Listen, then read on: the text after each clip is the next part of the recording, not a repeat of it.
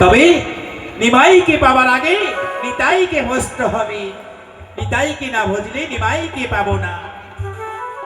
ভগবান কৃষ্ণকে পেতে গেলে আগে রাধাকে ভজতে হবে, তবে পাবো কৃষ্ণ দর্শন। এদিকে মায়ের পুজো করার আগে আগে ভক্তের চরণ ধুলি নিতে হবে, তবে পাবো মা মনসাকে। শুধু মনসাকে নয়, মনসাকে পেতে গেলে সাধনা করতে হবে। কাকে পাবো? বেহুলাকে না ভজলে মনসাকে পাবো না। বেহুলা, বেহুলাকে আশ্রয় করতে হবে, তবে পাবো বিশ্বহরিকে। কবি লিখেছে সরাসরি সুপ্রিম কোর্টে গেলে বিচার রায় দেবে না, আগে থানায়, তারপরে কোর্টে, তারপরে হাইকোর্টে, অবশেষে সুপ্রিম কোর্টে রায় পাবো।